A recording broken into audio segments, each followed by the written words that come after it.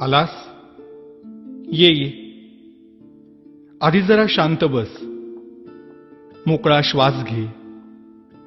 आल्या आल्या केळी आणि मोदकांची लाच देऊन तुझ्या मागण्यांचं ओझं माझ्यापुढे टाकू नकोस. किंवा खरं तर यावर्षी काही मागूच नकोस. मागच्या वर्षीच्या तुझ्या मागण्यांचं काय झालं हे देखील विचारू नकोस.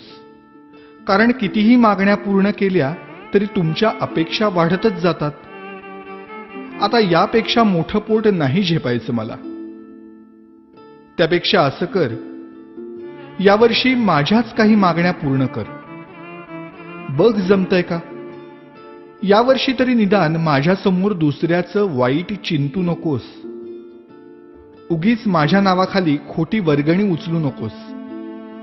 रात्रभर जागू नकोस. जागलास तरी पिऊ नकोस.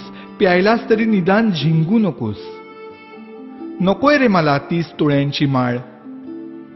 जमलंच तर स्पीकरचा व्हॉल्यूम कमी कर थोडा. अश्लील शब्दातली तुमच्या गाण्यांची लिरिक्स ऐकवत नाहीत मला.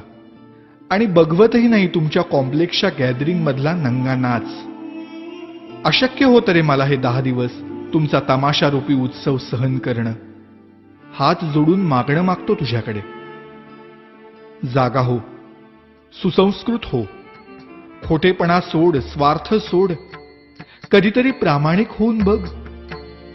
माणुसकीची नशा चढव. परोपकाराची झिंग चढव.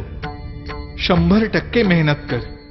स्वतःला ईश्वरी अंश मानणाऱ्या लोकांपासून सावध राहा.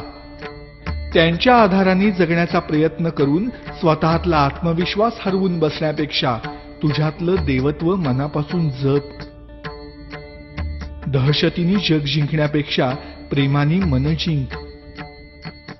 श्रीमंतांचे जोडे पुसण्यापेक्षा गरिबांचे पाय धु.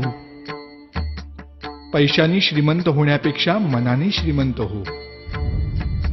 बघ आता यातलं किती तुला झेपतंय. रागावू नकोस भक्ता. आणि रित्या हाताने जाऊ नकोस. नेहमीच मागत राहण्यापेक्षा अखंड देत राहण्यातला आनंद तुला लवकर लाभो. हाच माझा आशीर्वाद. भेटूच पुन्हा.